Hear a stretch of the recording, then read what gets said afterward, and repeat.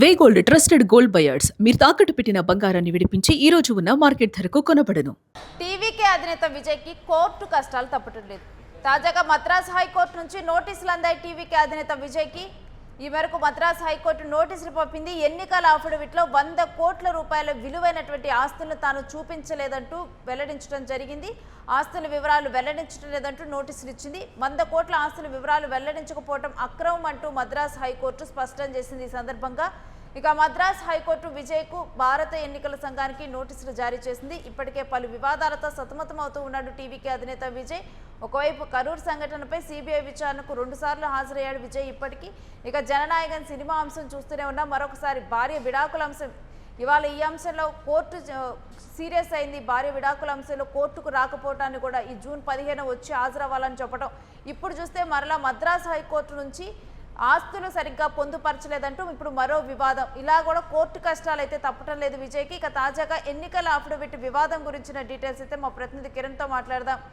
Yes Kiran, ఎన్నికల affidavit వివాదం court కష్టాలు అయితే తప్పటం లేదు. ఇప్పుడు తాజాగా ఈ వివాదం వరుసగా కూడా ఏదో ఒక విషయంలో కోర్టు అయితే విజయ్ మీద సీరియస్ అవుతున్నటువంటి పరిస్థితులు మనం చూస్తున్నాం. రేణు, తమిళనాడు ఎన్నికల్లో విజయ్ మమ్ముర ప్రచారంలో ఉన్నాడు. మరోపక్క విజయ్ కి కోర్టు వివాదాలు, కోర్టు చికాకులు తప్పడం లేదు. వరుసగా కరూర్ సంఘటన కావచ్చు, జననాయకన్ మూవీ కావచ్చు, తర్వాత జరిగిన ఎన్నికల ప్రచారంలో ఆయన అడ్డుకోవడం కావచ్చు, విజయ్ భార్య సంగీత విడాకుల అంశం కావచ్చు, ప్రస్తుతం ఏదైతే అటు తిరుచి ఇటు పెరంబూర్ నియోజకవర్గాల్లో విజయ్ పోటీ చేస్తున్నారు. 2 నియోజకవర్గాల్లో కూడా తన ఎన్నికల అఫిడవిట్ లో 100 కోట్ల మేర ఆస్తులు చూపించలేదనే పిటిషన్ దాఖలైంది. ఈ పిటిషన్ విచారణ స్వీకరించిన మద్రాస్ హైకోర్టు అటు ఎన్నికల సంఘానికి ఇటు విజయ్ కి ఇద్దరికి నోటీసులు జారీ చేసింది. ఇప్పటికే చెంగల్పట్టు ఫ్యామిలీ కోర్టుకు జూన్ 15న హాజరు కావాలంటూ నేరుగా చెంగల్పట్టు కోర్టు ఆదేశించింది. మరోపక్క సంగీత విడాకుల అంశం రోజు రోజుకు ముదిరి పాకాన పడుతుంది. నేరుగా 250 కోట్లకు డీల్ జరిగిందని ఒకవైపు, లేదు 35 కోట్లు మాత్రమే ఇస్తానంటూ విజయ్ ఆఫర్ ఇచ్చానంటూ మరోవైపు ఒక ప్రచారం నడుస్తున్నా కానీ నేడు కొద్దిసేపు క్రితమే విజయ్ కి మద్రాస్ హైకోర్టు నేరుగా నోటీసులు జారీ చేసింది.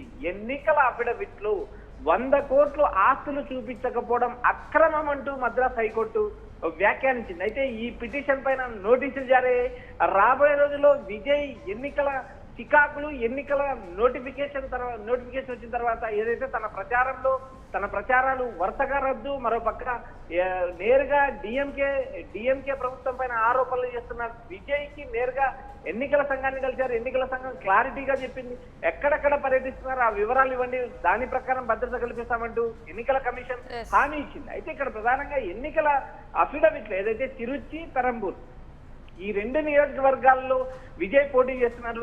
2 నియోజకవర్గాల అఫిడవిట్ లో 100 కోట్ల ఆస్తులు చూపించలేదనేది ప్రధానమైన ఆరోపణ. అయితే ఇప్పుడు ప్రస్తుతానికి ఇప్పటికిప్పుడు విజయ్ కి సమస్య లేకపోయినప్పటికీ రాబోయే రోజుల్లో విజయ్ గెలిచిన తర్వాత కూడా ఈ చికాకులు తప్పేలా లేవు. ఎందుకంటే ఎన్నికల అఫిడవిట్ అంశంలో నేరుగా గెలిచినప్పటికీ కూడా ఒకవేళ విజయ్ ఎన్నికలు గెలిచినా కూడా అనర్హత వేటు పడే అవకాశాలు ఎక్కువ ఉంటాయి. భారత ఎన్నికల సంఘానికి కూడా ఇదే అంశం మీద నోటీసులు జారీ చేసింది మద్రాస్ హైకోర్టు. మరి ఈ క్రమంలో విజయ్ ముందుగానే స్పందిస్తాడా? మరి ఒకవేళ కనుక నిజంగానే తాను విజయ్ ఈ 100 కోట్లకు సంబంధించినటువంటి అంశంలో పొందుపరచట్లేదు, ఆస్తుల వివరాలను ప్రూవ్ అయితే కనుక ఈ ముందనే దీని మీద యాక్షన్ తీసుకోవచ్చా, లేకపోతే మళ్ళీ జత చేయొచ్చా? ఏంటి ప్రాసెస్?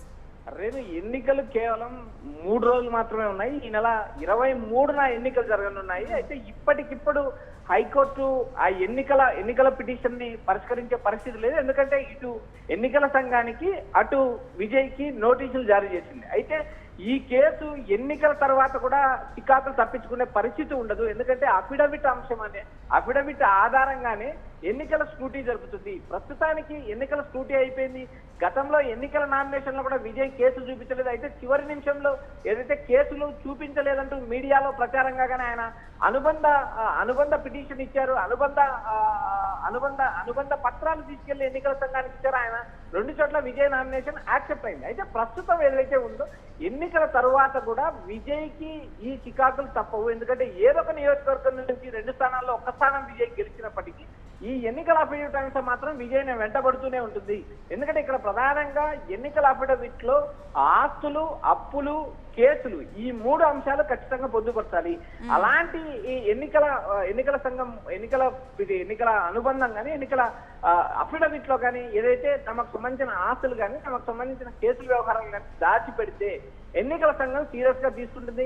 మరొక కోర్టులో కూడా ఈ అంశాలు నేరుగా వేటు వేసే అవకాశాలు ఉంటాయి, అనర్హత వేటుపడే అవకాశాలు. అయితే ఇప్పటికే తమిళనాడు ఎన్నికల ప్రచారం చివరి దశకు వచ్చింది. ఈ నెల 23న ఎన్నికలు జరగనున్నాయి. ఇలాంటి పరిస్థితుల్లో విజయ్కి వరుసగా కోర్టు చికాకులు, కోర్టు కేసులు తప్పడం లేదు. కరూరు సంఘటన కావచ్చు, కరూరు సంఘటనలో సిబిఐ విచారణకు 2 సార్లు హాజరయ్యారు. సిబిఐ విచారణలో కూడా ఆయన నిందితుగా చేస్తారంటూ ఒక ప్రచారం అయితే జరిగింది. అంతకు ముందుగానే జననాయకన్ మూవీ ఏదైతే జనవరి 9వ తేదీ రిలీజ్ కావాల్సిన జననాయకన్ మూవీ నేటికి రిలీజ్ కాలేదు. వాటికి సంబంధించిన సాంకేతిక అంశాలు అది ఏదైతే సినిమాకు సంబంధించిన వివాదం కొనసాగుతుంది. ఇప్పటికీ సినిమా రిలీజ్ కాలేదు. మరోపక్క చెంగల్పట్టు ఫ్యామిలీ కోర్టులో విజయ్ భార్య నేరుగా విడాకుల పిటిషన్ వేసింది. దానిపైన విచారణ జరుగుతుంది. జనవరి 15వ తేదీన ఖచ్చితంగా విచారణకు హాజరు కావాలంటూ కోర్టు నోటీసులు జారీ చేసింది.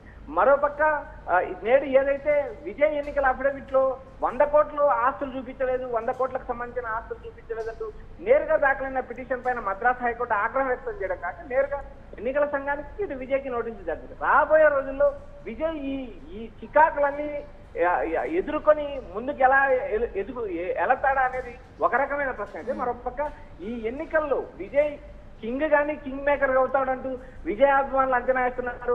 ఆ పరిస్థితులు ఉన్నాయంటే ప్రస్తుతం యూటీవీకి అందుతున్న గ్రౌండ్ రిపోర్ట్ ప్రకారం విజయ్ గతంతో పోల్చుకుంటే కొంతమేరకు బలపడినట్టు సమాచారం అందుతుంది. అయితే విజయ్కి వచ్చే ఓటింగ్ అది 8% వస్తుందా, 10% వస్తుందా, 10 నుంచి 20% ఎన్నికల పర్సెంటేజ్ ఎన్నికల ఓటు శాతం వస్తుందా అనేది కూడా మనం వేచి చూడాలి. మరోపక్క విజయ్ చీల్చే ఓటు అటు అన్నాడీఎంకేకి ఇటు ప్రభుత్వ వ్యతిరేక ఓటును ప్రభుత్వ వ్యతిరేక ఓటును చీలిస్తే అది అంతిమంగా డిఎంకేకి లబ్ధి చేకూరుతుంది. ఎన్నికల్లో కూడా డిఎంకే గెలిచే అవకాశాలు స్పష్టంగా మెరుగుపడ్డాయని మనకు యూటీవీ గ్రౌండ్ రిపోర్ట్ నుంచి మనకు సమాచారం అందుతుంది. Thanks for the updates Kiran. ఇక ఎన్నికల అఫిడవిట్లో విజయ్ 100 కోట్లకు పైగా ఆస్తులను పొందుపరచలేదు అంటూ ఒక పిటిషన్ దాఖలైంది. ఆ పిటిషన్ మీద మద్రాస్ హైకోర్టు విచారణ జరిపింది. 100 కోట్ల ఆస్తుల వివరాలు వెల్లడించకపోవడం అక్రమం అంటూ మద్రాస్ హైకోర్టు స్పష్టం చేసింది.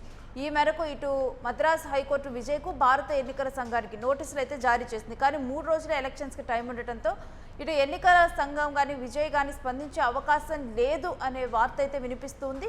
ఇక ఇప్పటికే పలు వివాదాలతో టీవీకి అధినేత విజయ్ సతమతం అవుతున్నారు. ఒకవేళ దాని తర్వాత విజయ్ గెలిచినా కానీ మరి ఆ తర్వాత ఏమవుతుంది ఈ అంశం అనేది కూడా ఇప్పుడు చర్చనీయాంశంగా